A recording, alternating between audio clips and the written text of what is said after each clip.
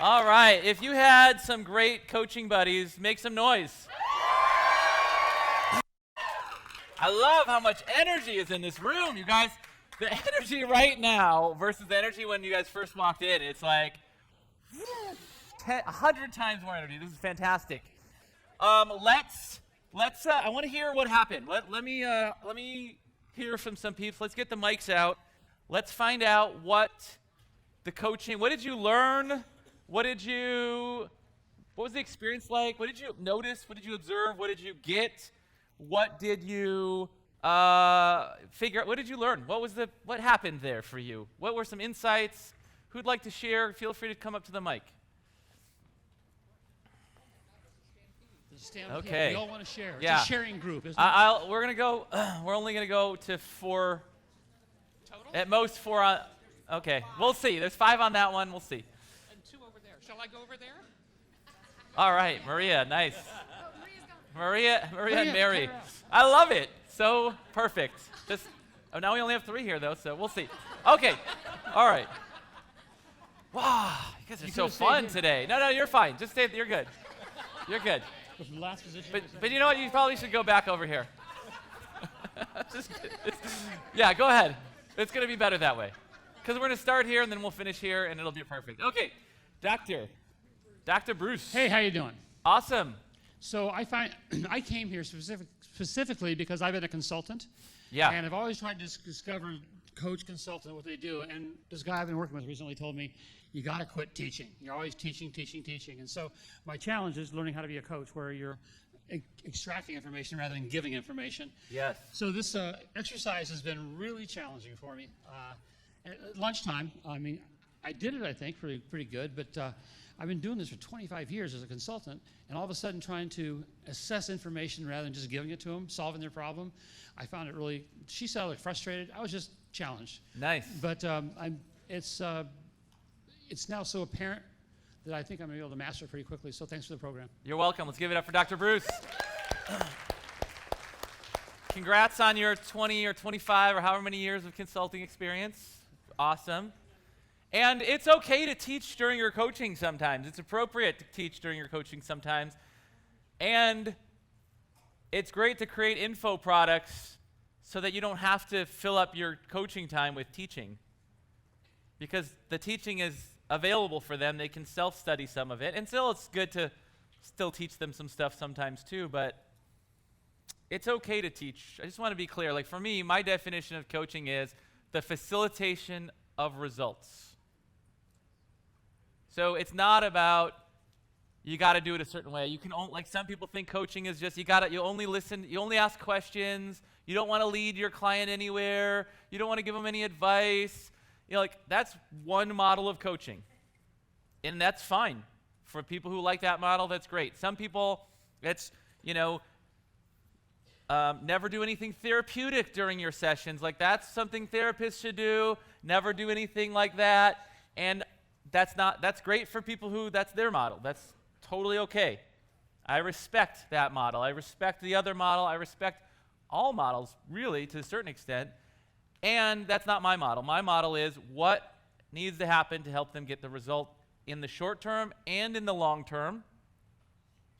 And you got to, be aware sometimes, like helping too much short term could be keeping them from being able to grow and kick major ass long term. Sometimes, not all, but just something to be aware of, right? So there's all things. We can teach, we can consult, we can give advice, we can ask questions, we can help solicit the answers from them, help the answers come from within. It's always awesome when the answers come from within, but sometimes the answers aren't there. Sometimes, you're going to get that, come on, I know, and then no. I'm okay, well, here's what I see. And, so it's okay. It's a conversation. It's not about only do it this way. But if you are in the habit of only doing it this way, whatever that this way is, it's great to be able to expand your repertoire to be able to be more valuable, more powerful, and have more flexibility and options when you're working with your clients. And then when you're in that place of holding that energetic container, that energetic space with your presence, then you can be guided by intuition and not just habit. It's like, I've been doing this way for 20, like, okay, great. Now it's a little weird to do it different. That's how learning is. Doing anything different, just going from this to this is weird. So certainly going from that to this is a little different. And, that's fine. That's normal. That's natural. And be in the moment, be present, and let your intuition guide your coaching. We have a system too, right? We have this whole process, the 5-step client breakthrough system, this whole process of all these things that you could do. Like, do we need to further clarify their vision right now? Do we need to help strategize their actions right now? Do we need to work on upgrading their skills? Should we take a look at their environment? Is this an inner work thing? Should we work on that? Or is this time for me to teach them something? Is it time for me to give them my opinion about something? Is it, there's all options there's no one perfect way to coach. There's no one perfect coach. You'll know if the coaching is working, if the clients are enjoying the coaching, getting value from the coaching, and ultimately getting results. But the results are actually up to the client. We can't do the push-ups for them, right? They've got to do the work. So we'll talk more about that a little bit later. Thank you so much for sharing, Dr. Bruce. Let's hear from Kent. Okay, well, I've got about 40 years business management experience, so I've worked in lots of different things. But using this interview technique, I was interviewing somebody who was working in a business model that I was not familiar with. And the interview technique gave me a really good chance to learn about their business model. Nice. And that was what I found most useful of that. The other major thing was to be able to elicit their target as to where they are now, 12 months later, to what their targets were 12 months ago. And to be able to manage the success of a business, you need to be able to measure the success of the business. So by looking at those targets, we've got our goalposts set and we've got something to measure against. Absolutely. So those are the two biggest things I got out of that Awesome. interview technique. Let's give it up for Kent. Allison, happy birthday. Let's give Thank it up for you. Allison's birthday. It is my 33rd birthday, and I got the most amazing lay at lunch today. I got laid. Isn't that what we all want on our birthday? It's the And most every day. It's the most amazing one I've ever experienced, too.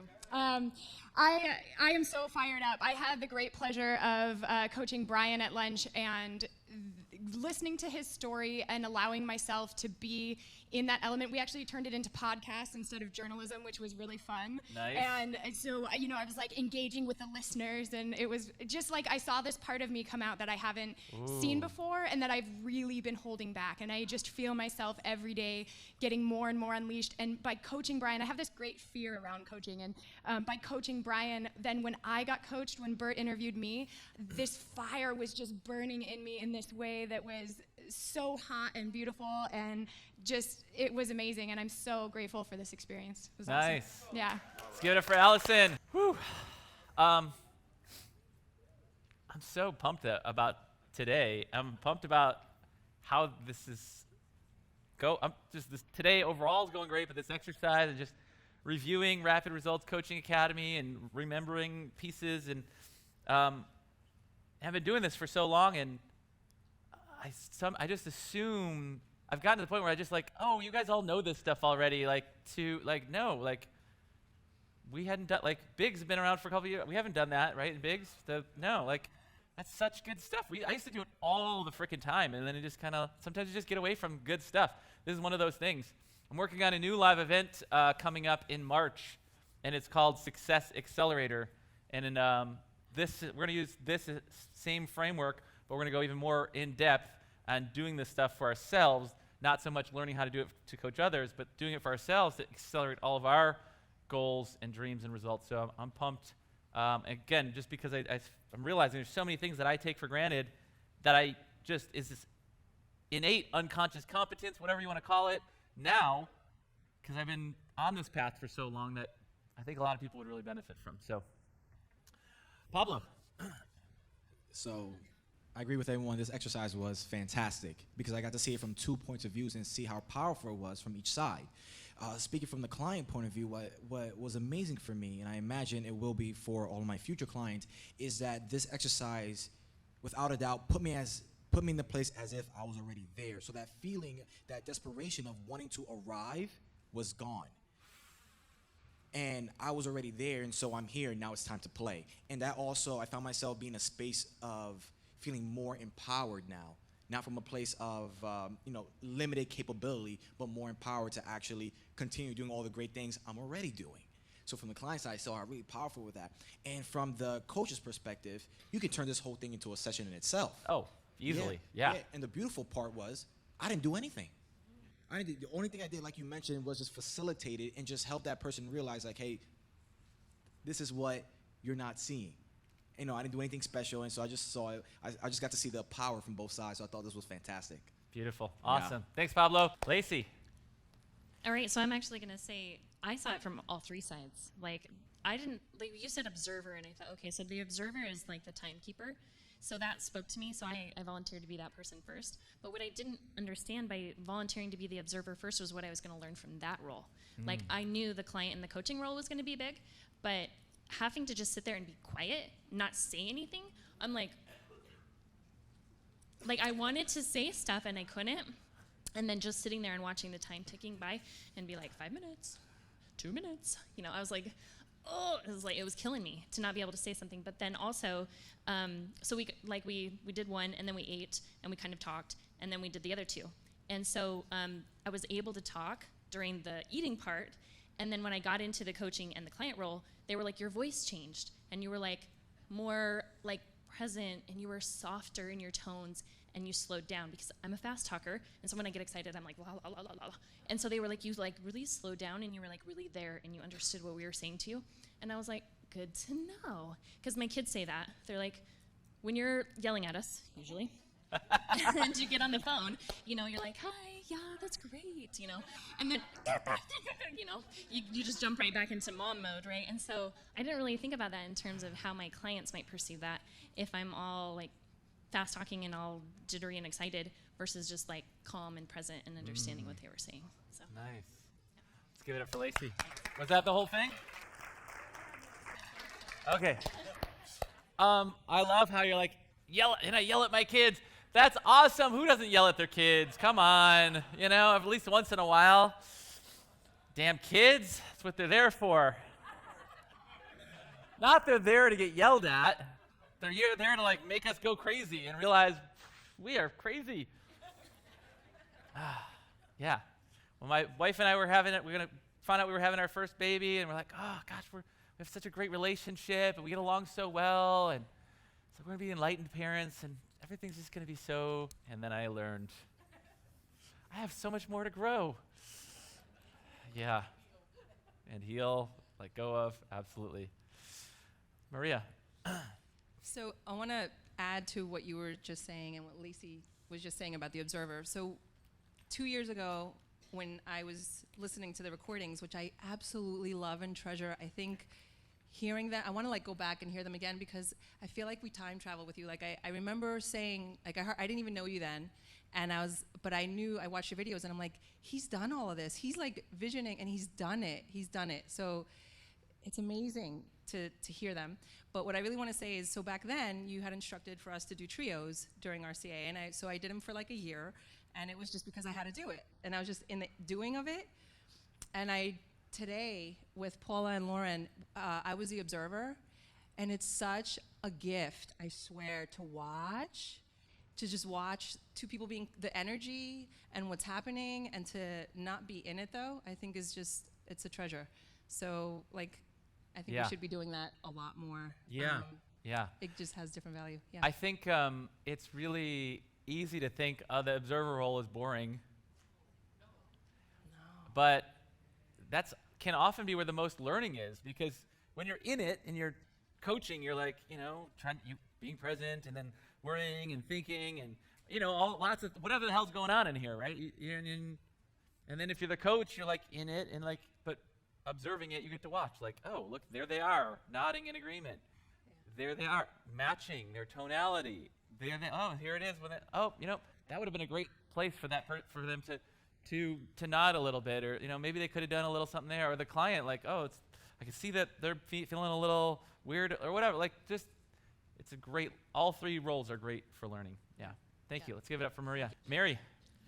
I want to thank everybody who spoke because I had many of the same feelings, but I really want to acknowledge the trio I was in, which was Jay and Brad. And I do operations when we started our company, we were going to build an empire. Jane is my partner, my business partner, and we were going to be the bariatric empire. And I do all the operations, so I get caught up in the minutia, if you will. I get the emails saying the portal's not working, da-da-da-da-da. And this allowed me to get out of all of that, and I got back to the empire. And I am so grateful for that. I am really grateful. And I can write empire, but now I feel empire. Ooh. And I know that all I see is solutions. And my beloved partners talked about the ropes course and the fear and surrender being together. And I now get surrender is the ultimate life skill. Nice. Thank you so much. Yes. Yeah, so some of you here for Rapid Results Coaching Academy. Today's day one of our 1 day. And then some of you are here, some of us are here for Coach Con. It's 3 days. And then the Bigs, we've been here for 2 days. So this is day 3 for us.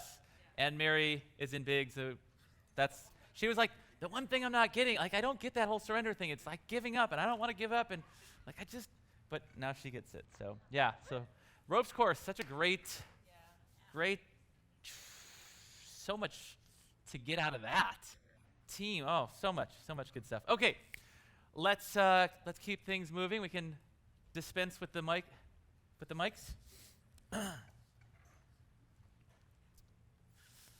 And I hope it gets warmer and warmer. Yes, I'm still cold, so we could go even warmer. They're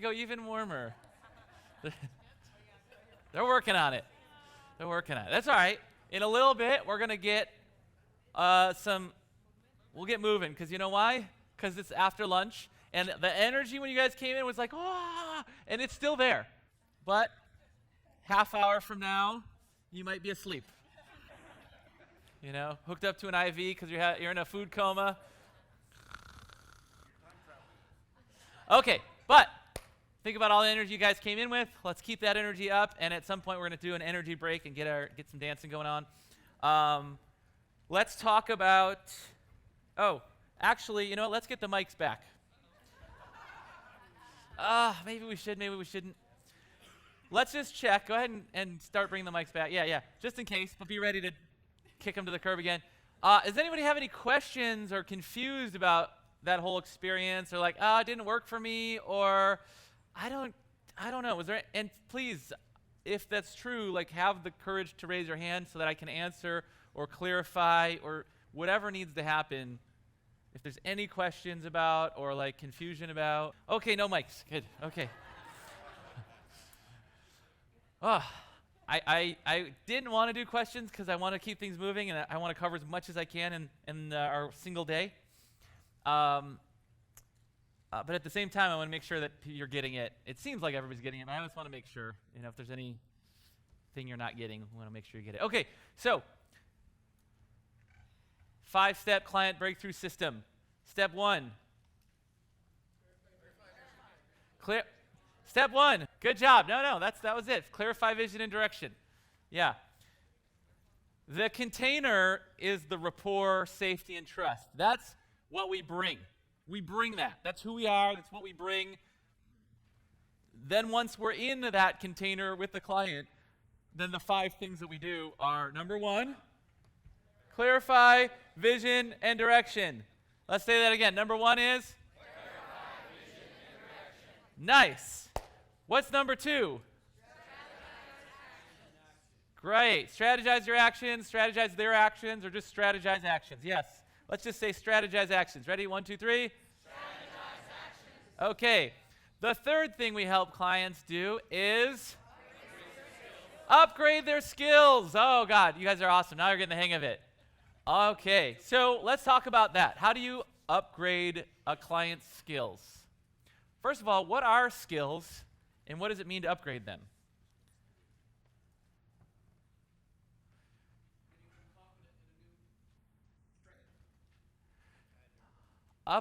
Yeah, what do you got? What else you got? Dr. Bruce, what's a skill? Were you raising your hand, or?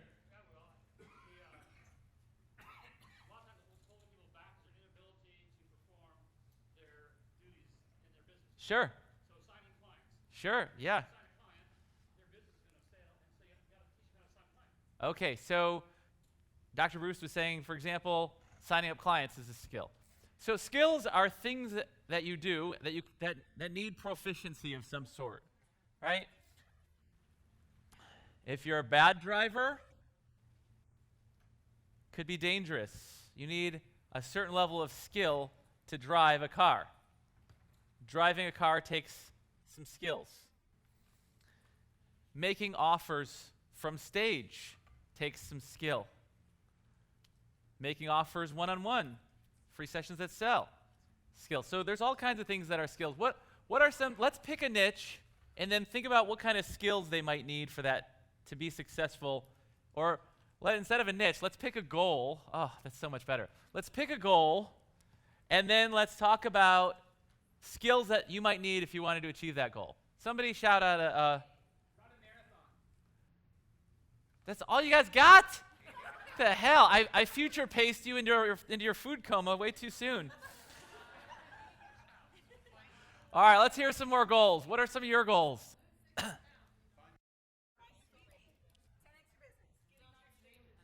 Okay, nice. Okay. All right, great. Let's say you want to get a promotion. What are some skills that you might need in order to get a promotion? Ooh, negotiation skills. Nice. Leadership skills. Maybe some sales skills. Communication skills. What else you got? Networking. Nice. Attraction. What does that mean? Like make yourself look better.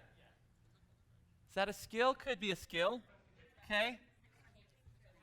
What's that? Dressing for the part? Is that you guys? That's it. Your behavior. Well, what would be the behavior specifically? So here's where I want. It's not. Look, we got the hang of skills, and we don't need to actually go down this rabbit hole too much. But getting clear on what's a skill versus what's a strategy. You know, like dressing for the job you want to get versus the job you have. That's like a strategy. Knowing how to dress well is a skill. So, you know, both of those would be good. Being a great manifester might be, you know, using law of attraction to manifest. That's strategies, and there's some skills in that to be, you know. And some are going to be kind of both or whatever too, right? All right, what else for getting a raise? What other, yeah. Time management skills, yeah.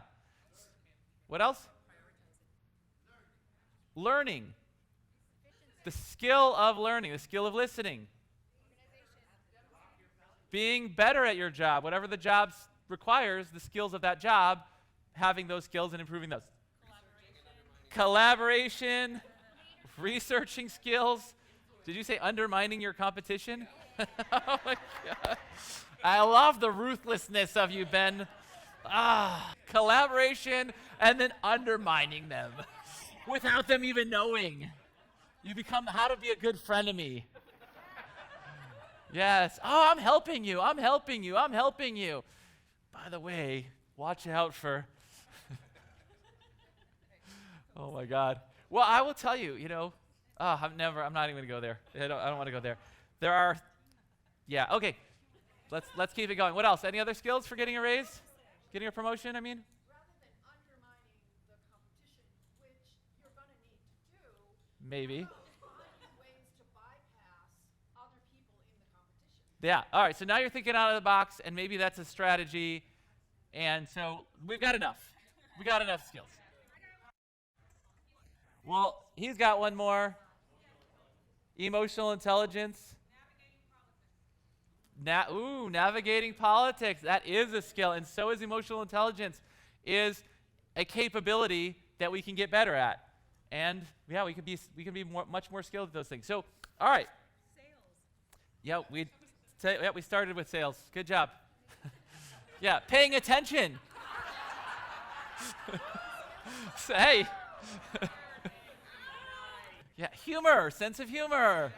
Right? Sense of humor. That's a really important skill especially for being in this audience. Oh, no. Only, no. Are you willing to suffer for the laugh, to make the whole room laugh?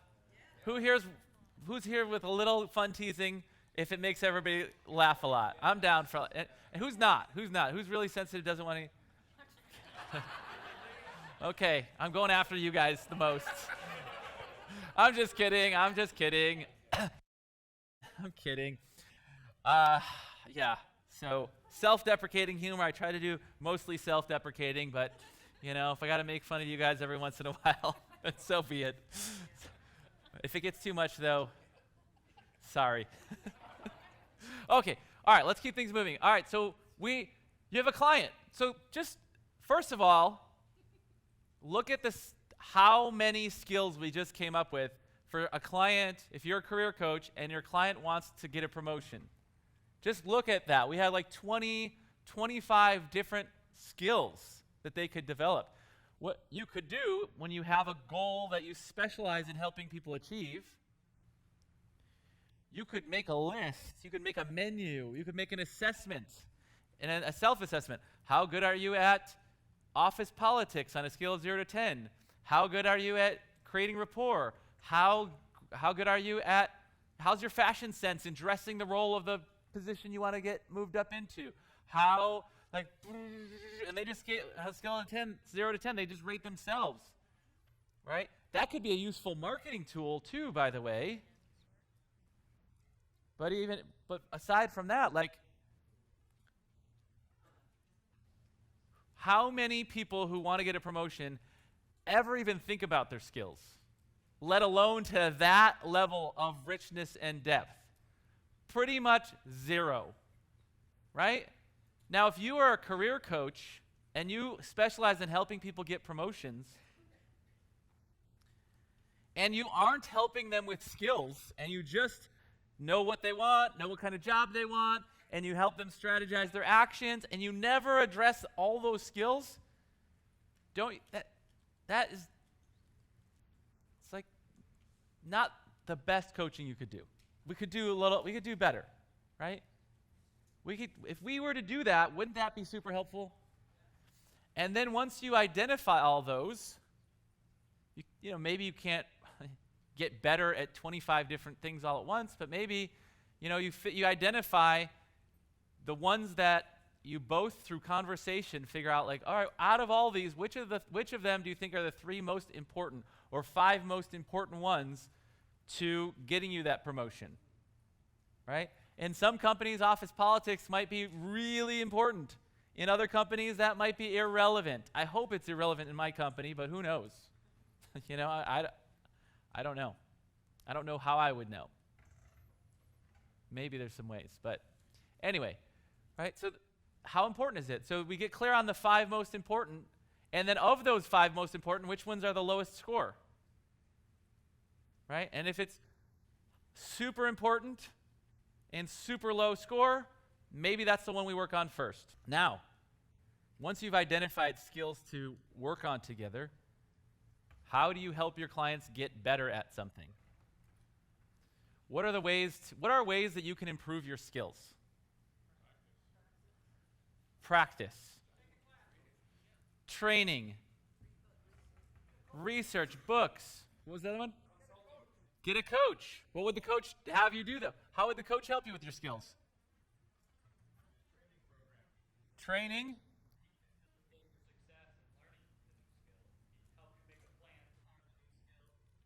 So the coach can help. Yeah, so nice. Okay, good.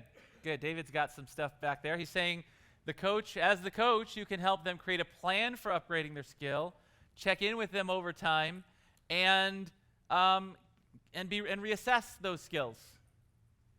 Absolutely. You could potentially role play some of those skills, right? If it's sales skills, you could role play. All right, you try to sell me your thing. I'll be the customer. And then I'll give you feedback on how compelled I feel to move forward or not. I'll tell you the parts that make me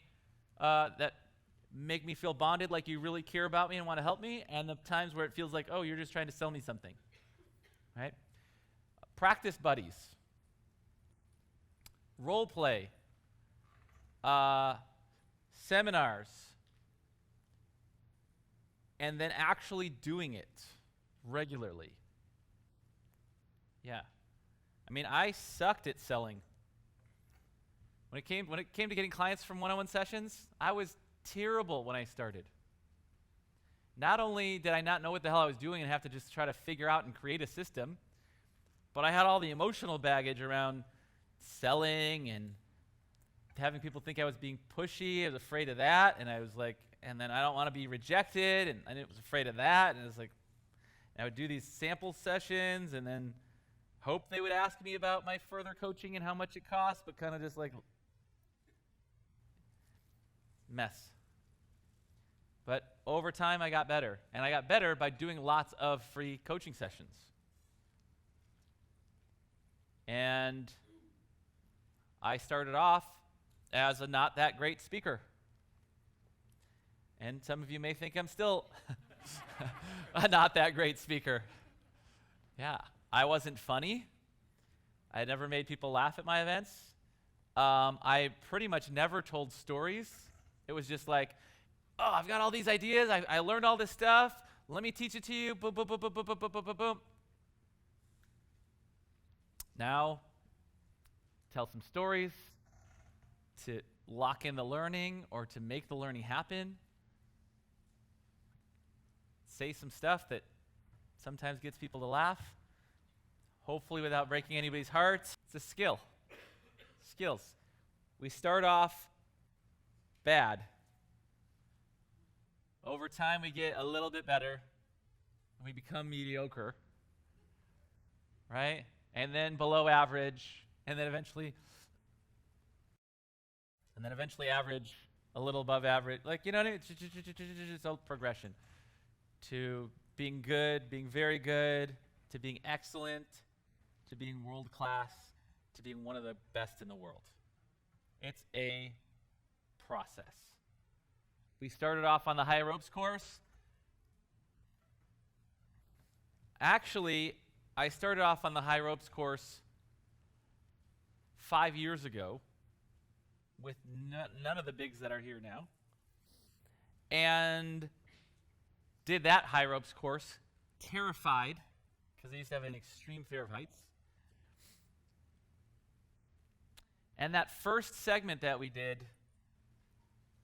just did yesterday, and my team, where's the passion fruit? Passion fruit, I was on team passion fruit, and people were watching us down from below, and they saw us. We were like, it wasn't in an hour, but like people were like, you guys like took an hour to get from the beginning to not even halfway through the first element of the whole thing.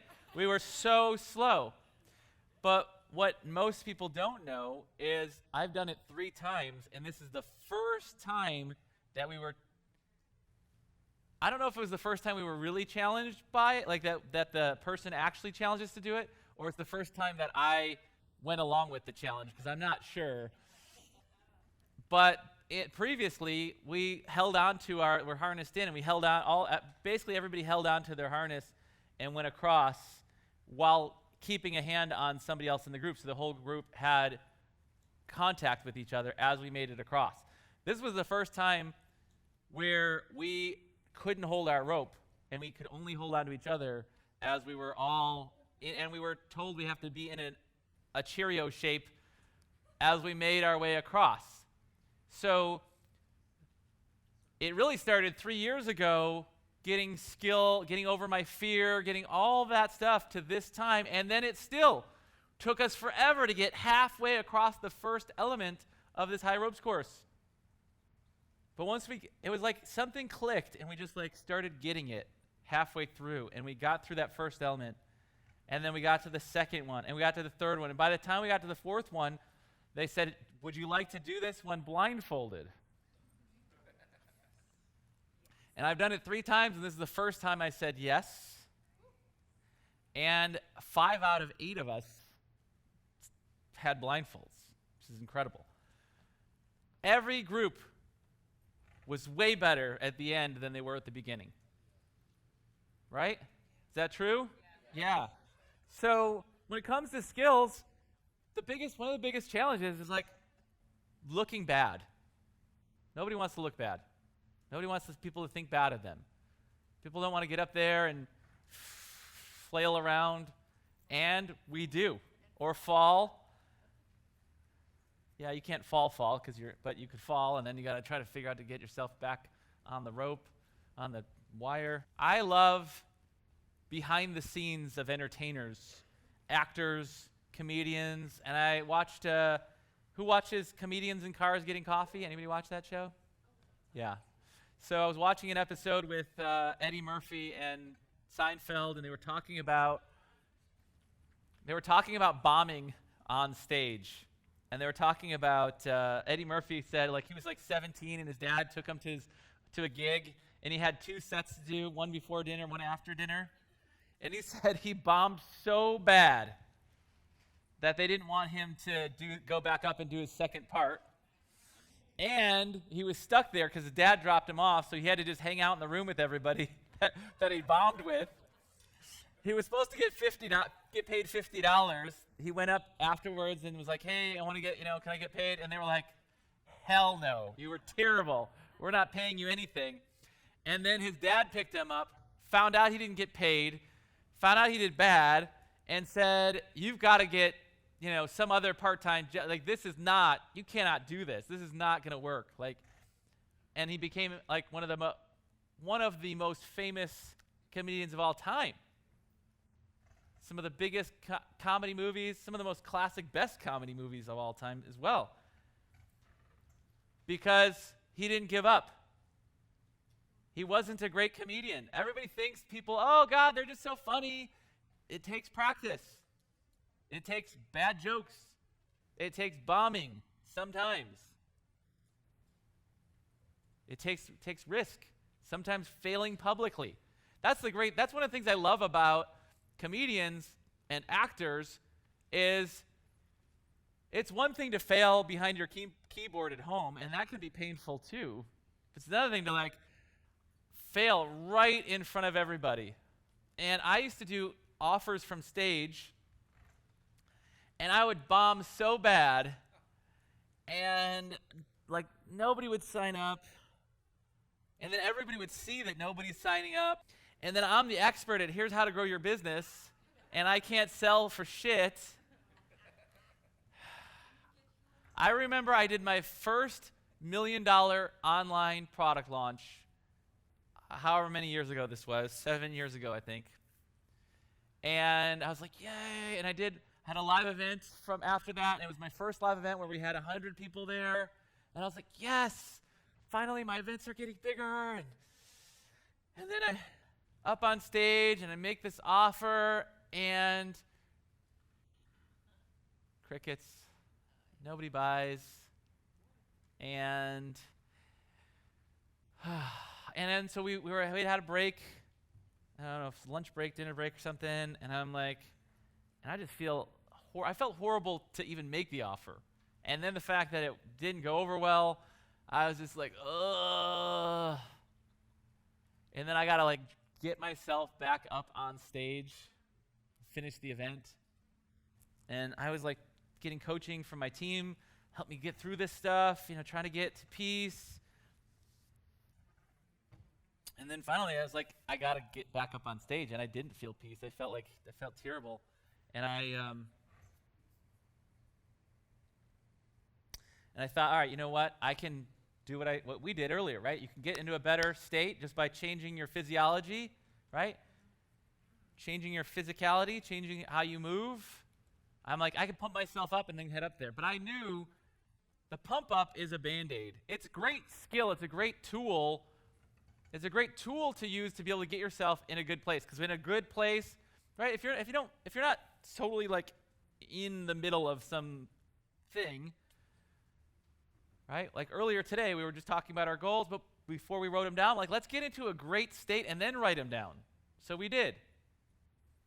But I had all this shit, and I was like, okay, get pumped up and then go up on stage, and I'm like, that just does not feel authentic to who I am and what's happening right now, and it's gonna wear off. I'm gonna get pumped up, I'm gonna get up there, and then, and so I came up, and I just was like, I'm a loser. Like, I'm like, I'm never gonna be good enough, and I started crying on stage. That's like no matter how big my launches are, I'm never gonna be good enough. No matter how many people at my live events, I'm never going to be good enough. No matter I went on this long and crying and Kleenex and then everybody in the audience wanted to coach me and then my team was all freaking out like, what do we do? What do we do? What's happening?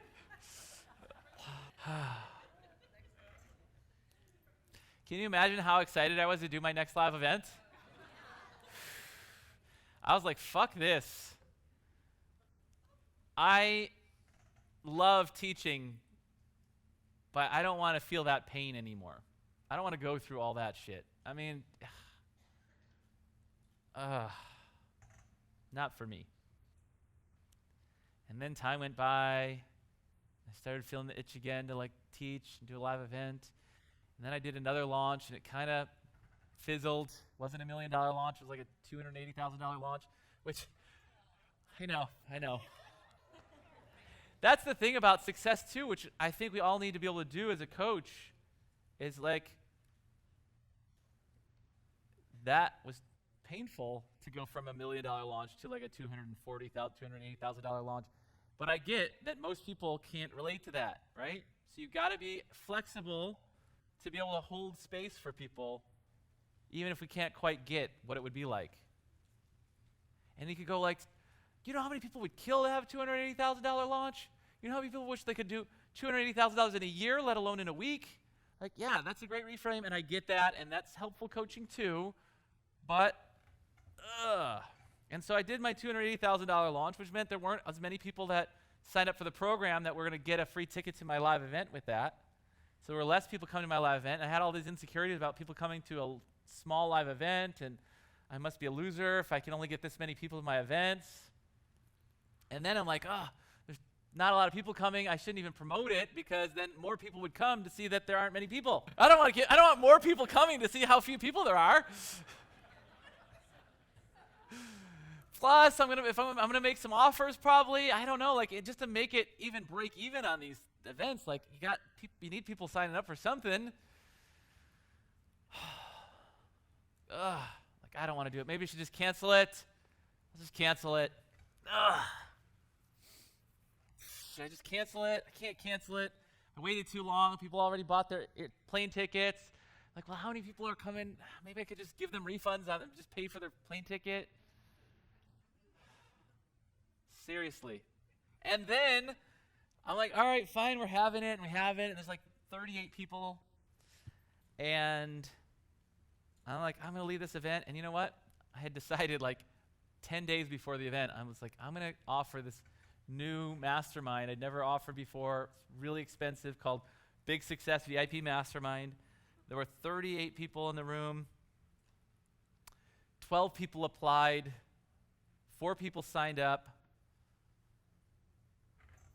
I felt terrible throughout the whole offer, but less terrible than I had before because I was working on my stuff.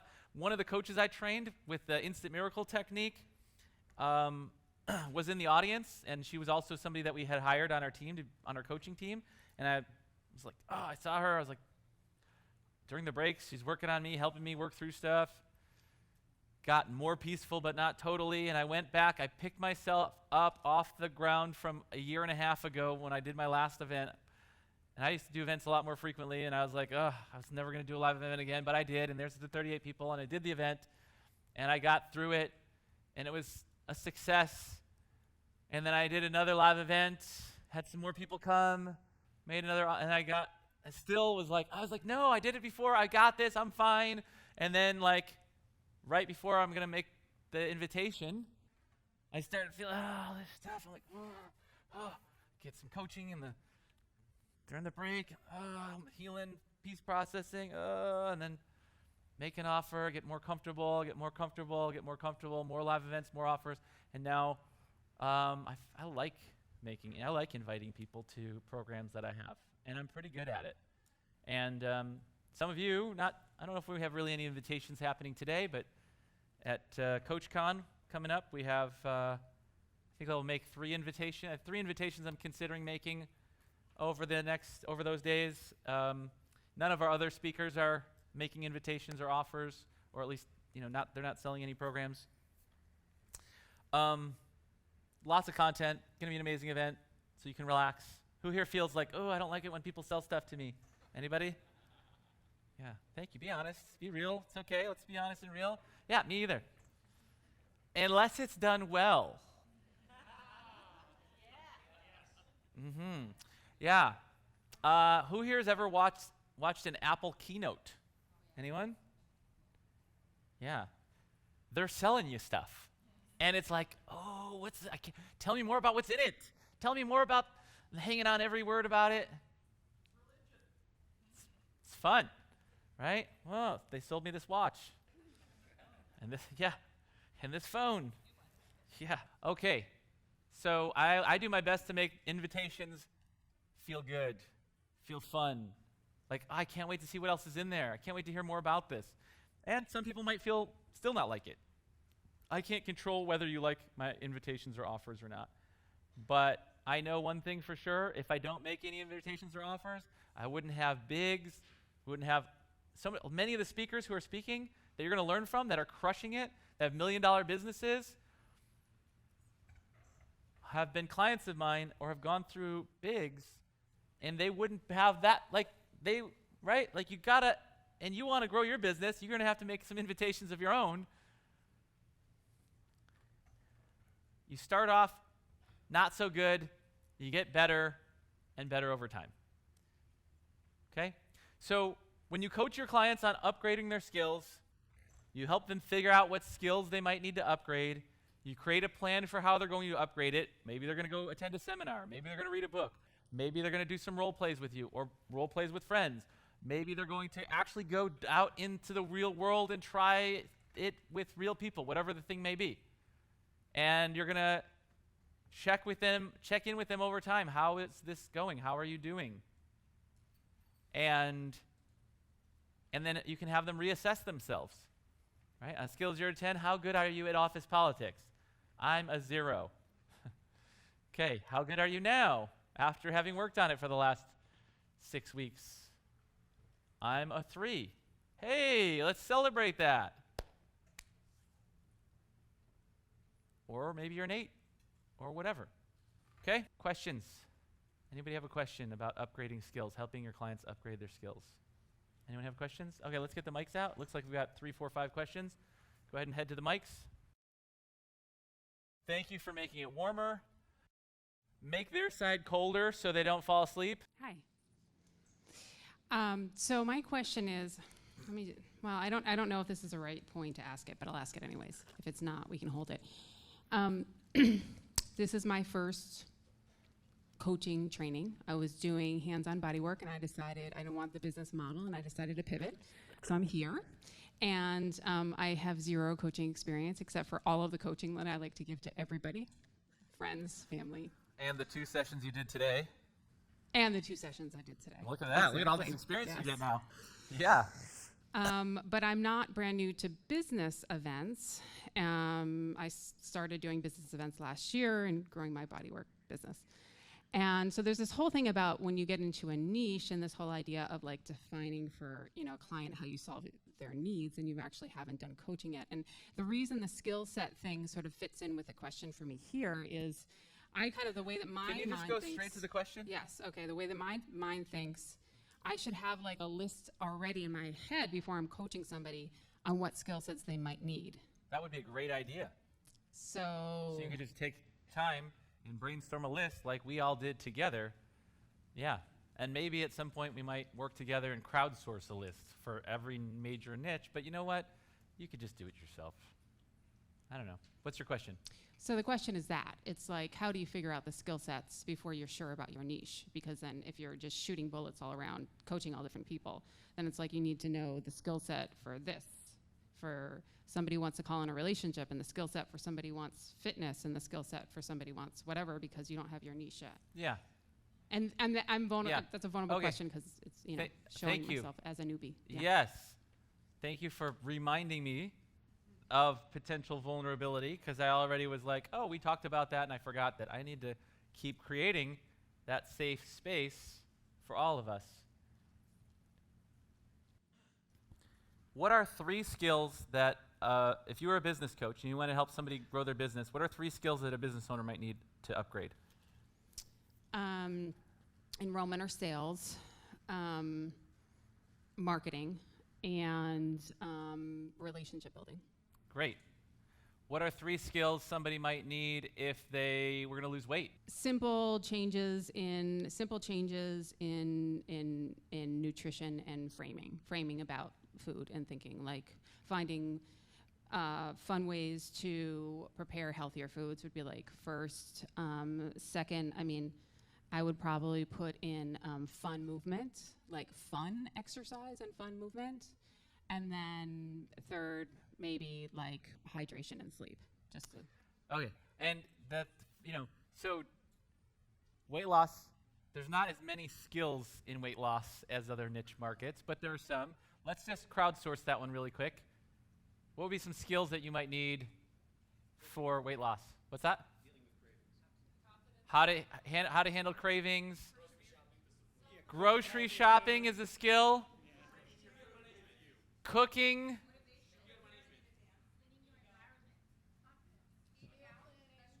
Being able to understand a menu like at restaurants and discerning that, right? So food planning, so we got some of that stuff. Great. Okay, how about you do 3 skills that you might need if you were that a client might need if they wanted to get into a relationship. I would say the start would be finding things that make them feel really good about themselves. So like activities that just make them feel good and put them into a good state and feel good. Second would be... I'm going to just say that's an awesome one that maybe isn't a skill, but it would be a great strategy. Okay, That's that okay, sounds though. like a Let's skill. keep them coming. You're doing great. What else? Probably another skill would be like attracting in dates, knowing how to, knowing... so the first thing would be attracting dates maybe through online dating or something. So like how to write a great profile, how to take a great picture. Yeah. Yeah, how to choose a great picture. Good, yeah. Flirting skills. Flirting skills over text and flirting skills in text person. flirting. Yeah. Text flirting. What's beautiful about that is how specific that is. How good are you at flirting over text? Oh, geez, I what? Oh, but that's a great skill. Text flirting. Nice. Yeah. Sex skills, maybe? Sexting? Okay, great. So see here's how to you just come up with something. And here's another way. Here's the ultimate parachute. Okay? This is the ultimate parachute for if you don't know what the hell you're doing. Okay? You just ask the client, hey, what skills do you think you might need to improve in order to achieve that result?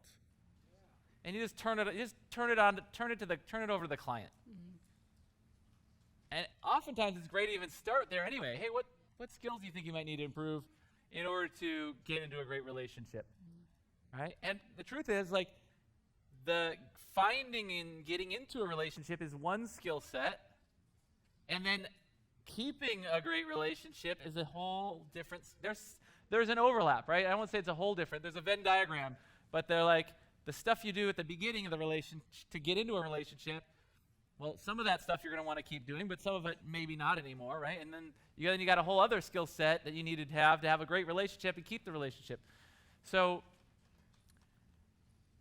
the answer to your question is You've got this. Okay. Thank you. Yes. And it was the perfect question to ask, and I really appreciate you stepping up and having the courage to ask it. Yeah. Lucy. So this, you might have actually answered this, but maybe there's more. Anyway, so in my business, The Profitable Photographer, I coach photographers to be profitable. I'm a natural teacher, so I sometimes wonder if I need, especially in like the marketing, because I got it going on helping them learn how to sell, if I need to know how they can market. If I've recently learned I have the gift of ideology where ideas come to me and I sometimes feel like I need the answers for them. How much?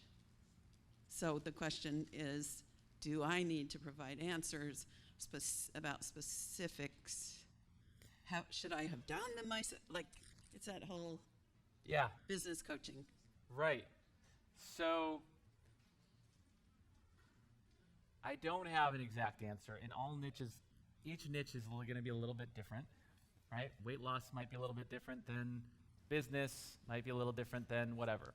So, but if you're teaching, and sharing, and giving, try going the opposite. Okay. And start asking, pausing, listening. Super coaching skill. One of the best coaching skills, if you want to be a great coach, allowing silence. Using silence. We ask a question, we oftentimes don't even give people a chance to answer. Like, if there's a moment of silence, like, oh shit, there's silence. Let me fill it in. Let me re-ask the question, or let me try to answer it for them. Give people space. And the beautiful thing is that same sense of I must fill the space will compel clients to share answers and find answers they may not otherwise have. And be very wary of I don't know. Like, my best friend says in his coaching, he's like, the only rule I have in our coaching is you can't say, I don't know. That's the only rule we have. So I'm going to coach you, and at some point you might say, I don't know, but I'm going to remind you that the rule is you can't say, I don't know, and so you'll need to come up with some sort of an answer. I don't say that to my clients, but I have other ways of just being like, Tony Robbins' classic phrase is, I know you don't know right now, but if you did know, what could it be? What might the thing be, right? So you could always say that. You could say, well, what do you think it might be? I don't know. Well, if you did know. So, but pause and give people a chance to answer. Ask, if you're teaching, having zing-bang answers all the time, try to go to the other extreme for a while and just see what happens.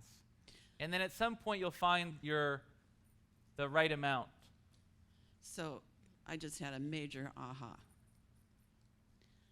That my thinking I need to have the answers is arrogance. You don't need to judge it. No. I need to say it in that way. Sure. Because, yes, I am an idea person, but Right. I'm not the only idea person in the relationship. Ooh. Nice. So giving them more space, because universe is going to give them the revelations too. But if I'm always the one going, what about this? And oh, I was showering and I thought of this for you and blah, blah, blah. And not giving them the space to have that same blessing, that same experience is a handicap if they rely on me. Yeah. Thank you. You're welcome. Let's give it up for Lucy. Yeah, Lucy had a breakthrough. That was good. You guys see that? We all benefit when someone gets a breakthrough. Yeah. And we can still let go of the judging. Arrogance. I want you to be gentler to my friend Lucy. Well, I just needed that word That's fine. for the moment, but not judging. Okay. Yeah. You were arrogant in a non-judgy way. Totally okay. Totally okay. Okay, right? Look at this. Totally okay. I have a frame, all okay. That's a model of the world. It's all okay. Another model of the world, this is getting into mastering your mind and emotions. Another model of the world is you can't do it wrong. You can't do it wrong. Maria. Okay, so this is more clarifying, and don't get mad that I wasn't paying attention. I wasn't mad. I know, I'm just kidding, I'm playing. Okay. No judgment. It's my friend's fault. No, I'm just kidding. So when you were saying to upgrade skills and we're prioritizing, right? And then we're rating them, and you said the lowest one gets the most attention. Did I get that right? You can just let the client decide. Which of these skills would you like to focus on first? Okay. You could help them with some insights. Like you could say, why don't you rate out of all these skills, which ones, let's force rank them. Which one do you think, if you could only pick one skill, not based on that you want to improve, but like if you were all at zeros or whether you were all at tens, which of these skills do you think in your career right now for getting the promotion would be the one that would be the most important? Even if it's at a 10 right now, we're not saying the one that you most need to improve, but the one that's going to make the biggest difference. And so then you could force rank them. So that means like top, number 1 is most important, number 10 is least important. And then you could say, well, okay, these are the top 3 or top 5 most important.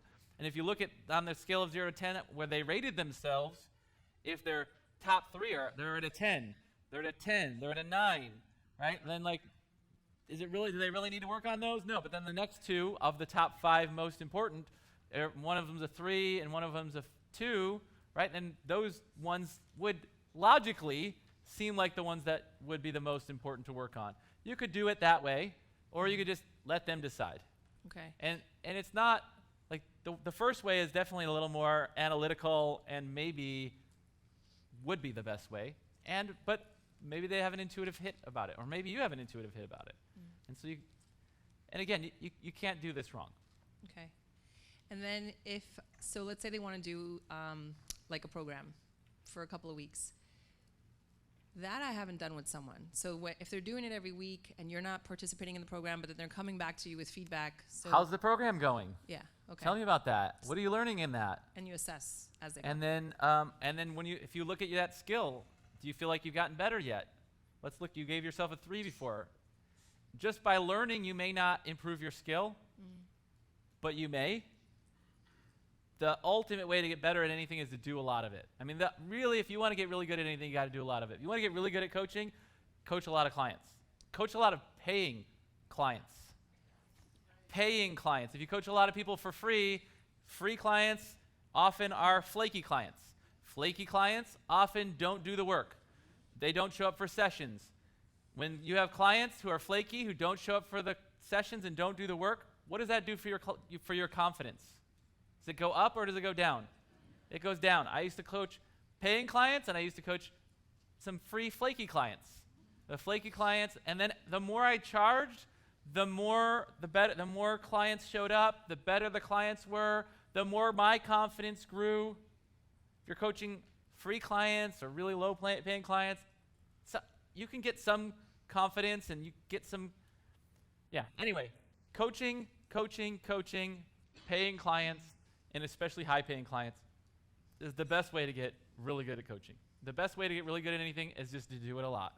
Even if you do it for free, like buddy coaching each other, buddy coaching other people, doing some coaching for trade, and getting high-paying clients, like it'll all help. But just keep in mind, if you ever are having self-doubt because people aren't showing up for their sessions and all that stuff, maybe it's because they're not paying. And maybe it's because you aren't creating that safe container too. So I don't want to blame it all. I don't want to say just because a client doesn't pay that makes them flaky and it's their fault and it's not, there's not anything to improve on your side. But also cutting yourself slack. It's not on off. I'm a great coach. I'm a terrible coach. It's a dimmer switch, right? And the more we coach, the brighter the light gets. The more effective we get. Did that answer your question? Kinda. What was your question? So when they're in a program, we're basically assessing, checking in with them on how the program is, even if we don't know how. And I guess just hearing what you're saying, then making sure they're applying what they're learning in that other external program. Sure. Okay, Yeah. cool. Yeah. Okay. Thank you. You're welcome. Let's give it up for Maria. All right. Look at that. We've already gone through the first 3 steps of the client breakthrough system. What's step number 1? Step number 2? Step number 3? And you guys know how to do all of those 3 things already. Look at your amazing coaches. You guys are the best. Give somebody near you a high five and say, you are an amazing coach. All right. It's time to optimize the environment. Yeah, so I've been working on optimizing my environment, making it a little warmer, now trying to make it a little cooler. Someone who has heard me teach about optimizing my environment before, one of the examples I use is that when I got rid of television out of my house. Yes, yeah. And then she's like, wait a second, you watch sports at home? And she's like, how do you have TV now? You have TV? She's like, you're a hypocrite. I'm like, yes, who isn't? And I said, I optimized my environment by getting rid of TV 15 years ago, and I optimized my environment by adding TV back in 5 years ago. And I'm in a different place in my life now than I was 15 years ago. 15, 16 years ago, whatever, I was like I found I was distracting myself, watching TV wasn't working enough, and I really wanted to get my business growing more, and I was not doing all the stuff I knew I needed to do. Now, that's just a non-issue. I get stuff done. I do the stuff I need to do. I don't work a ton, but I get the stuff done that I need to get done. Distraction is not a problem for me right now. So we can optimize. So optimizing your environment, there's 3 major categories of optimizing your environment. They're all important, and I highly recommend you look at all of them for yourself to getting the results that you want, and for your clients to help them get the results that they want. One category of optimizing your environment is your idea environment, your mental environment. What are you paying attention to? Right? It's okay to watch TV, but be careful with it. Especially, it's one thing, like, one of the great things now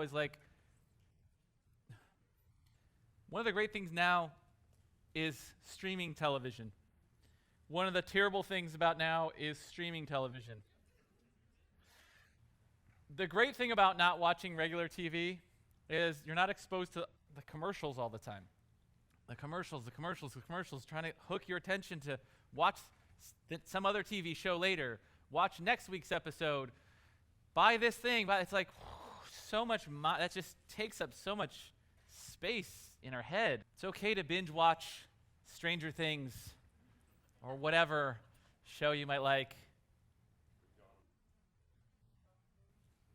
Whatever show you may like. Your idea environment, your mental environment is extremely powerful. It's extremely important.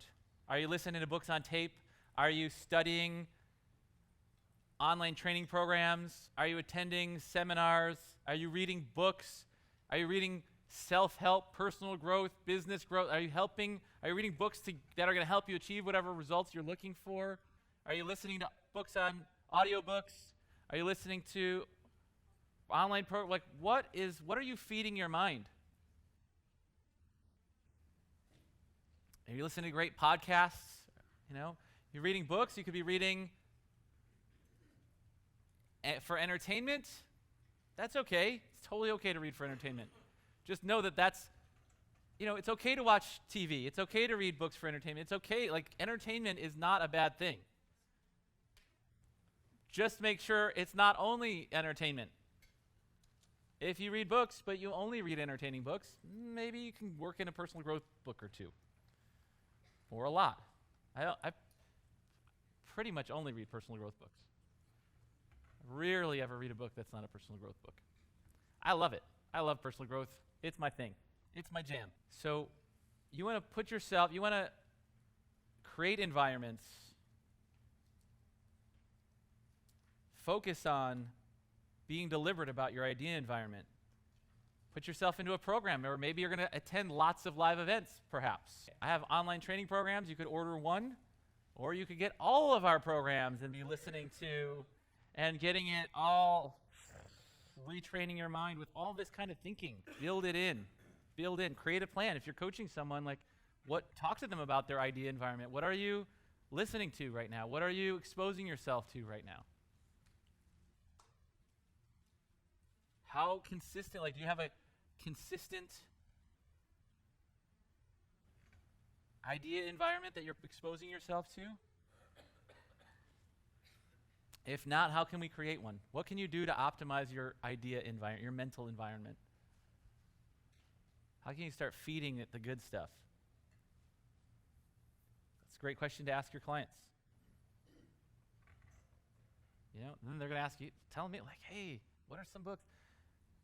I've had 2 people over in Biggs, and we send Biggs, when people sign up for our Biggs Mastermind, we send them a gift box that has a bunch of cool stuff in it, including some books all of my books that I've written, and also some of the books we recommend.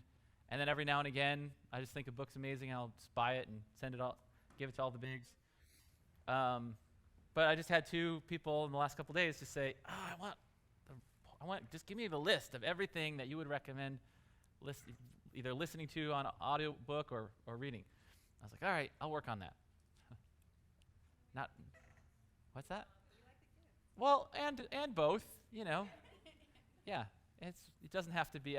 We could have the ones we're going to send you, and then we could have all the ones that, for people who, I don't know, like most people, first of all, like 80% of the population don't even read books at all.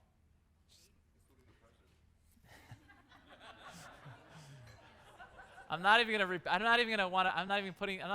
that on the get that on the recording. Everybody's going to wonder, what was they talking about? It was something political, and I don't want to go there. Okay. Yeah, a lot of people don't read books. It's okay. If you don't read books, you don't read books. But can you listen to books on tape or books on audiobooks? Can you listen to audiobooks? Books on tape. Yes. Yeah.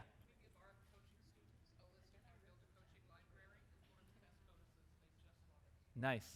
So yeah, you could give your clients books, you could give your clients book recommendations, whatever. Those are things you can do for sure. If you have clients sign up to work with you personally, if you've created audio programs or online training programs or whatever, those are all things you can give to them. Like, that could just be a bonus. Like, some people are like, well, you're working with me one-on-one. Oh yeah, well, you should buy this program I have. I don't work that way. If people are working with me, they just get everything. That's how it works. Okay, so idea environment is number 1, environment type. Number 2 is your physical environment. Your physical environment. So that means where you live physically, like what part of the world you live in, what house you live in, where you're officing, if it's for you about, like, if you work from home and, like what your office is like. It's your kitchen. So when I got rid of television, I worked from home. I lived in an apartment. My wife and I were just dating. We'd been dating, and we moved in together after 6 months. A lot of people are like, whoa, it's a big step. It was. It worked out. First and only woman I've ever lived with besides my daughters. No, not the first woman I ever lived with. I had a roommate that was female, but we weren't dating. And when we moved in together, we decided together, like, let's not have TV. And she was down for that. I was like, oh, that's awesome. So, didn't have TV for, I think, like 10 years. Yeah. So at first we didn't have a television. Then we got a television, but we just didn't have it hooked up to any signal. We just had it hooked up to a DVD player. So we would have, we'd go to the Blockbuster Video back in the Blockbuster Video days, and we'd go, pick out videos, look around, pick out a couple videos, and we'd go home and watch one or whatever. So we watched stuff for entertainment, but we just didn't. It's a way different experience than clicking through, watching things, recording, all that stuff. Yeah. Eliminate distraction. When you are optimizing your physical environment, you want to think about what in your environment could be creating friction and what could you put in your environment to eliminate. You can optimize by addition and subtraction, right? You could optimize your environment by getting rid of television. You could optimize your environment by adding in exercise equipment, a stand-up desk, a walking desk. I don't even, what's a walking desk? You just like on a treadmill? That's awesome. Yeah, so you could do that. You could optimize. So it's just, you get clear on the goal, right? Let's start off, let's do this together, right? Let's do this together. Let's say you want to lose weight. Your goal is to get in the best shape of your life. Which is a much better goal than losing weight. Losing weight to what end? How about to get in the best shape of your life? Best shape of your life is much more positive intent. I want to be in the best shape of my life. I want to look my best. I want to look my sexiest. I want to feel my most flexible and strongest. I want to be lean and fit. Yeah, great endurance from cardio. Let's say that's the goal we want. What are some things we might want to do to optimize our environment? Get rid of the junk food. Great idea. What else can you do to optimize your environment? What was that one? Hydrate more. How do you optimize your environment so that you do hydrate more? Because here's the thing, right? Hydrate more just is a thing to do. Maybe it's a strategy. Hydrate more. And of course, anything like that, you want to, as much as possible, get rid of the word more and replace it with the exact. Drink X amount of water every day. So how do you optimize your environment such that you drink more or whatever, right? So one thing is having higher quality water in your house regularly available. That's one part of it. Another part of it might be having that high quality water somewhere so you see it and you go for it. In fact, check this out. My wife did tons of research to figure out this water filter system thing, And it's not hooked up to and it's a big jug, and it filters and it mineralizes, and I don't know what the hell. And it's not very beautiful, and so she moved it into the pantry, and I never use it. And I told her, I'm like, can we at least start off having it right on the counter so that we get used to using it, and then let's just slowly move it towards the pantry to train ourselves. And she was like, that's so dumb. And I'm like, you're right. It is dumb, because it would be nice to not have to look at this eyesore of a water thing. But what's the use case? What will actually happen? And so almost nobody maybe my wife does, but I don't even know if I ever see her use it. And so the thing's just sitting in the pantry. I just want to show you how much little changes to the environment can make a huge difference. The difference between having a water thing in the pantry and having it over by the cups or by the sink, huge difference. Huge difference. Am I lazy? Yes. But it's also out of sight, out of mind. I don't go into the pantry to get water. I go in the pantry to get food. I don't think I'm thirsty. Let me go to the pantry. It's just, that's not a natural rhythm and flow. Okay, what are some other things you can do to optimize your environment such that you naturally get into the best shape of your life? Bonnie. Create a space where you can do some calisthenics, exercise, yoga. Have a exercise space. Great. What else can you do? Put pictures of people who are in the best shape of their life all around you so you can get inspired. Ooh, that's a fucking great one. Okay. That was a really good one. Yeah. Get your workout clothes ready the night before. Nice. What do you mean? How is it? What is external?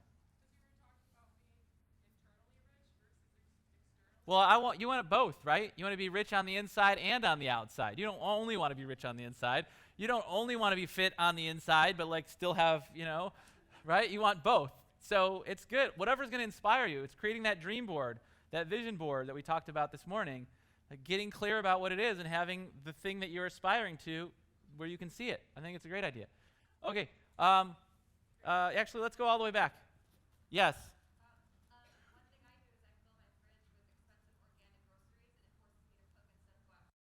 Fill my refrigerator with expensive organic groceries that forces me to cook so that I don't go out to eat. That's so awesome, and you're less likely to waste it. Oh my gosh, that's so awesome. I love that.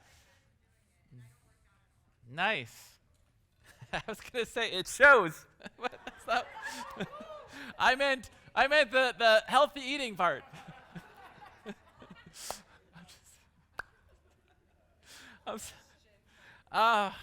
Okay. Love. Nothing but love. All in love. Tatiana.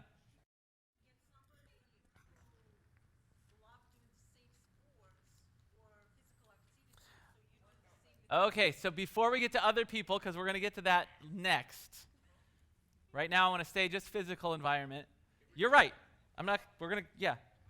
Yes.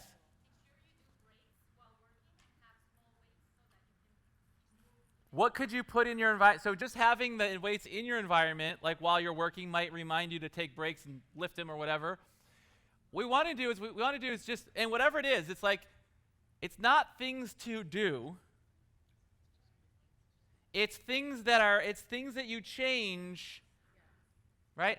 For me, getting rid of the junk food and then replacing it with healthy fruits and vegetables that I actually like to eat, and having someone, ideally someone else, wash and chop all the stuff and have it in bins so that I don't have to go through the friction of going, oh, I'm going to eat some celery. Let me pull this thing out, pull off the plastic thing, the rubber band, wash the dirt off of it, tear it apart and either eat it or chop it up like that is extra friction.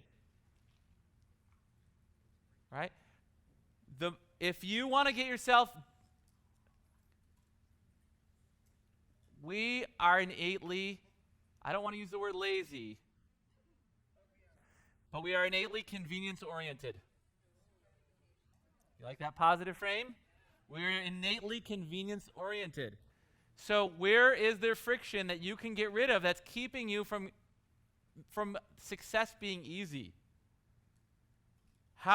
Where is there friction in your environment that's keeping you from being successful? Whatever it is, right? Right now we're talking about getting into the best shape of your life. Let's do another one. How do you optimize your environment to grow your business? What could you do to optimize your business, your physical environment so that you grow your business faster and easier? Hire somebody to help you that works in your space. That could be helpful, sure. Goals, mission on a whiteboard, having a vision board for sure. And an office that inspires you, that you look forward to going into. When I started my coaching business, actually even before my coaching business, when I had my other business, I had 3-bedroom, 950 square foot house. One of the rooms had the giant whiteboard. The other bedroom had my desk, because the rooms were so small. I don't know, having both, maybe, I don't know what I was thinking there, but the other one had a desk facing a wall, and I was like, papers everywhere, business cards everywhere. It's like, I didn't want to go in there. I had one window and a giant bush that blocked the light out of it. I lived in Chicago, and in the winter, it's never sunny. Okay, it is sunny, but by 5 o'clock, it's pitch black. Slightly exaggerating. But I love light. I love sunlight. So eventually I moved out of Chicago, moved to San Diego, got a better office space for myself, got window and a view that I could look out and be inspired every day. Eliminated when I moved, I was like, look at all this stuff that I never knew how to file. I get to throw it away now. And then I move, I'm like, I'm not having paperwork. I'm not going to do any paperwork. It's not everything online or not at all. right? Or it goes somewhere, but not on my desk. Right? Clean desk, great view. That helps for me. May or may not be as important for you. What else could you have in your environment that you could either remove to help you be more successful, or that you could put in to be more successful? You bought a Jeep that's bright orange, and so you use it as marketing for your business. Nice. Okay. Lucy. Great books that are readily available. Awesome. Positive, upbeat music. A mirror. That's good for business? Definitely great for... I love that one for getting in the best shape of your life. And how about for business? Nice. You look at yourself in the mirror and smile before getting on any important calls. Great idea.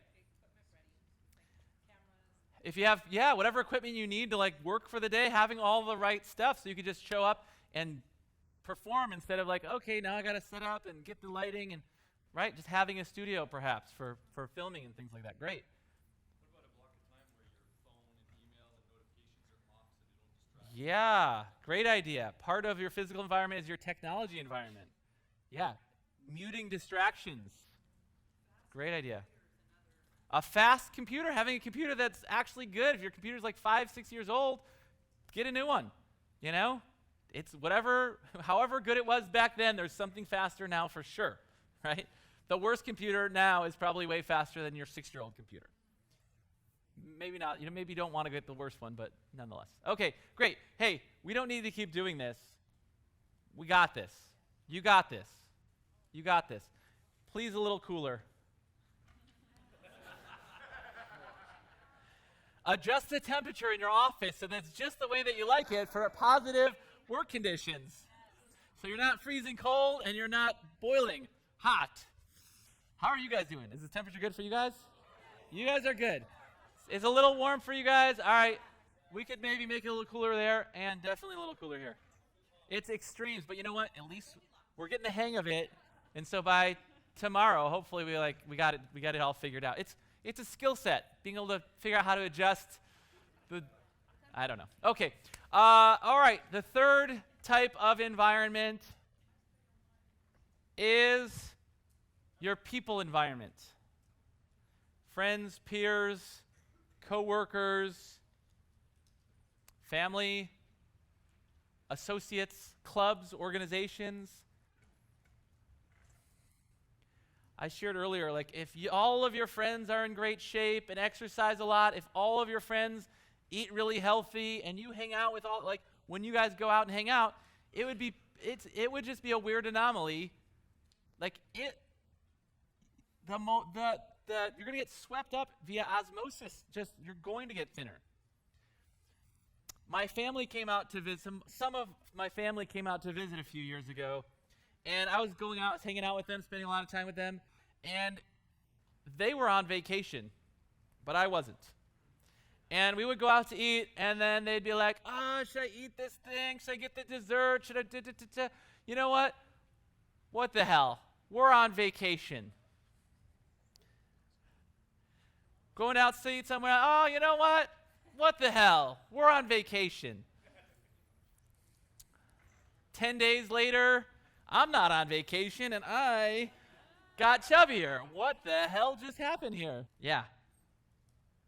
Plug into groups of people who have what you want, or who are going for what you want. If you want to be in the best shape of your life, go hang out with people who are in amazing shape. I haven't plugged into this community yet, but there's a group of people in my neighborhood that do this jog every Thursday morning. I don't know why they only do it once a week.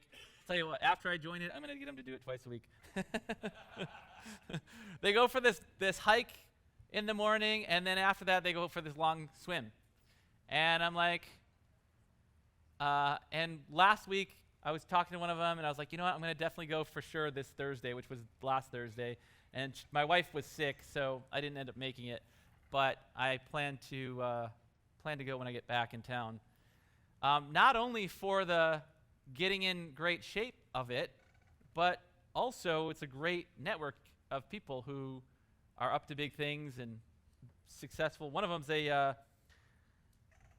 World Series champion baseball player. And just, there are lots of cool people. I live in a community with like super high achievers, like more super high achievers per person in our community than anywhere I've ever lived by far. So it's a great place to live. And that's also something to think of too, like where do you live? It's like, I can't get clients where I live. Well, A, there's the internet. B, move. Go somewhere better. Go somewhere better. Yeah, everybody in my community, nobody in my community has any money. I can't get clients where I live. Maybe it's time to move out. Maybe it's time to move somewhere better.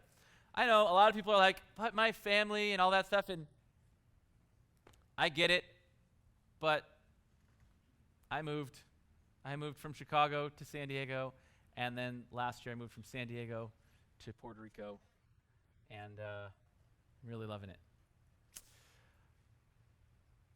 So the people, let's talk about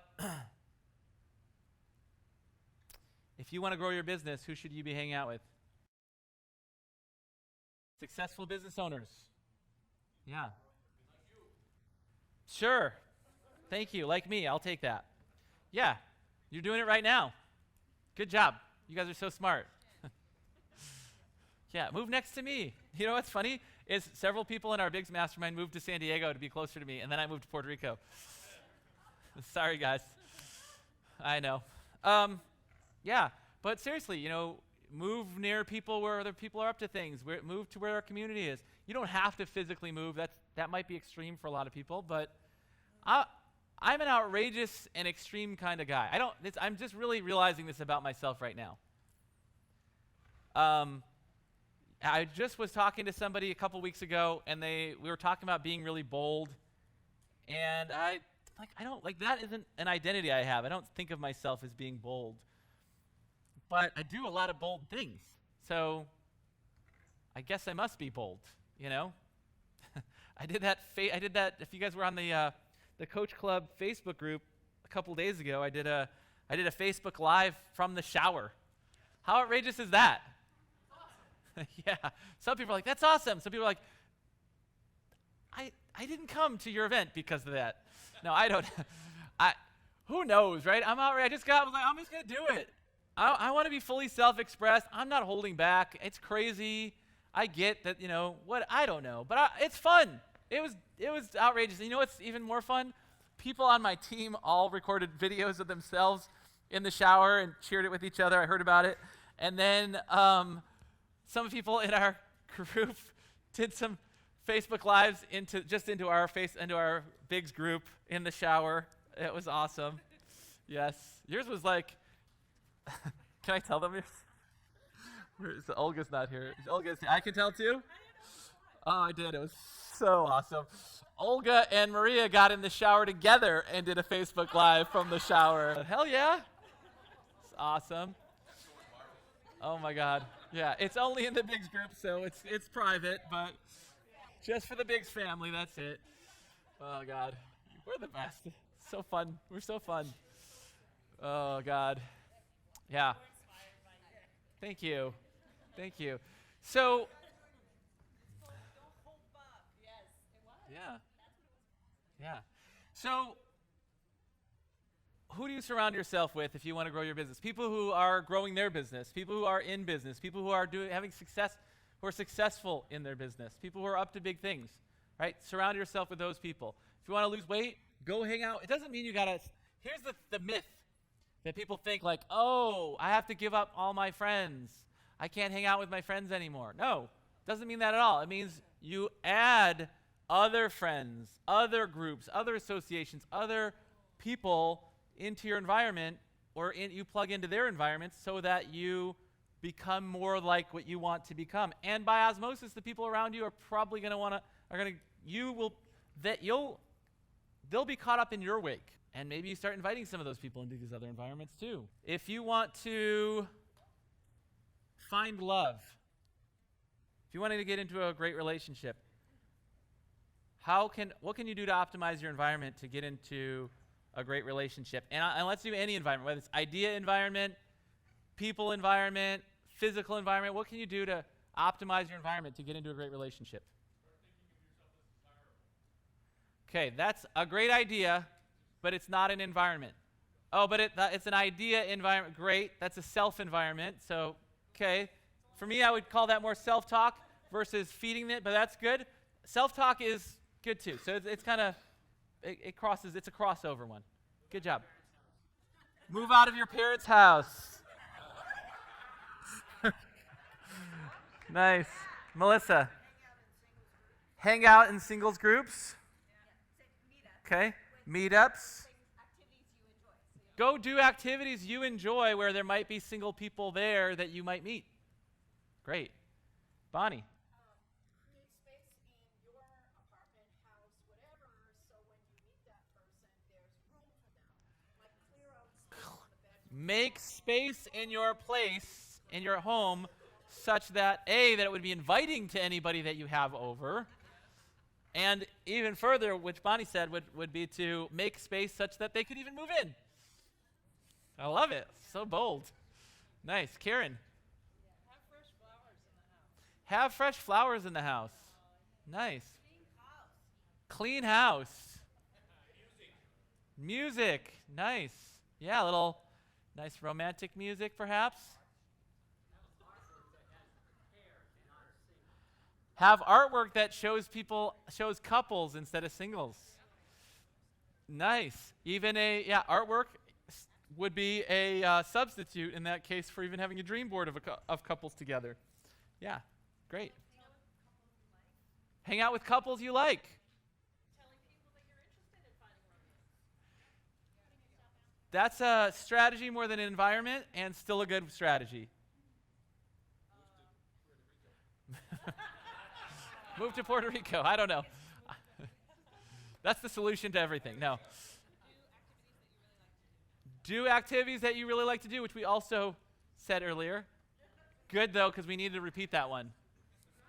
You're going to have to stop hanging out with Maria. Neither was she, apparently. I'm just teasing. Yes. Okay. Go ahead, back there. Drive your Jeep with the top down so everybody can see you. What about your physical clothes environment? Wear something that makes you feel confident, sexy, attractive, alive, whatever. Having quotes on the wall that inspire you about love or whatever. Or even off of that topic, if you want to achieve other things, other quotes, having quotes around you that inspire you sounds great. Okay, look, we're going to keep things moving. We got more stuff to teach, and but you guys got this, right? Optimize your environment. Optimize your environment.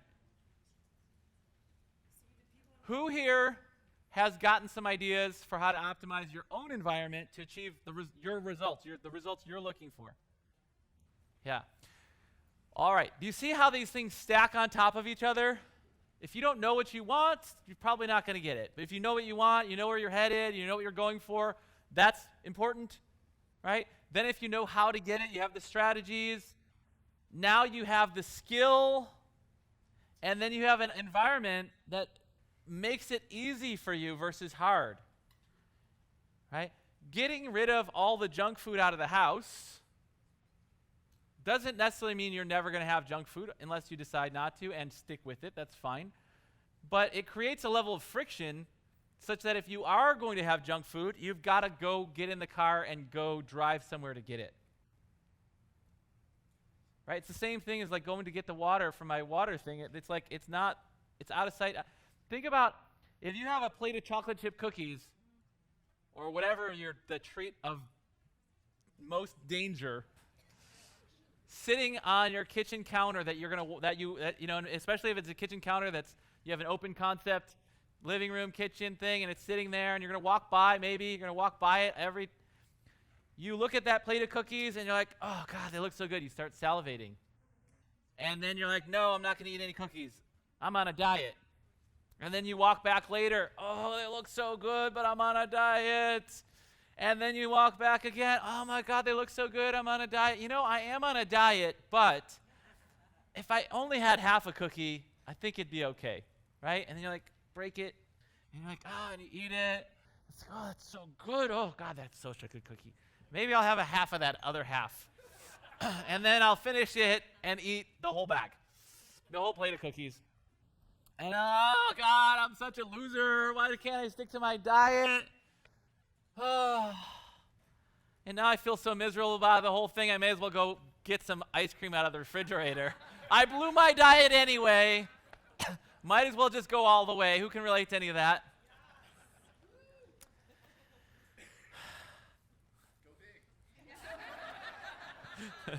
That's right. Hey, if you're going to do it, you might as well go. Yeah.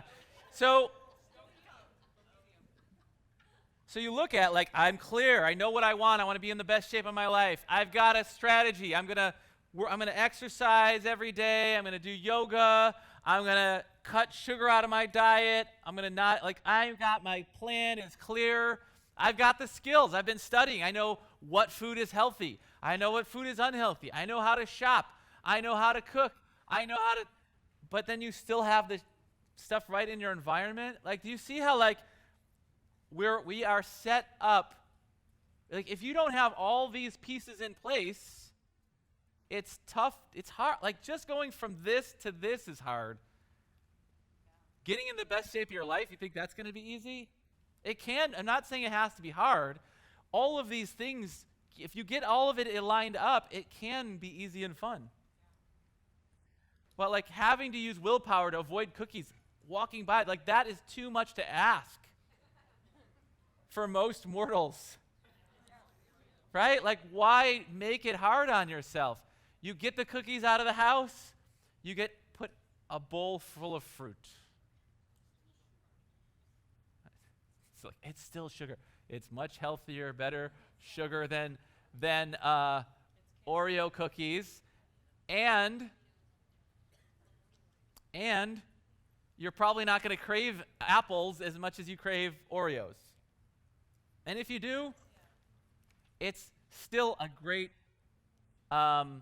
substitute. It's still, maybe eventually you get rid of apples and you don't eat any fruit and you only eat vegetables. Whoever crazy vegetarians you are. If you don't eat fruit, that's fine. But for the rest of us humans, like, it's okay to eat fruit, and definitely it's a good way to wean yourself off the cookies. Okay? All right. Okay, let's keep things moving. You guys got this environment thing? Yeah. Do you see how important it is? Even simple things like just to make your life smoother and easier. Just having a place where you always put your keys. That simplifies things, right? It's like, I just know the keys are here, I grab them, go. I hope you found that training valuable. Keep tuning in and watching all the rest of the videos so you can get certified at the very end.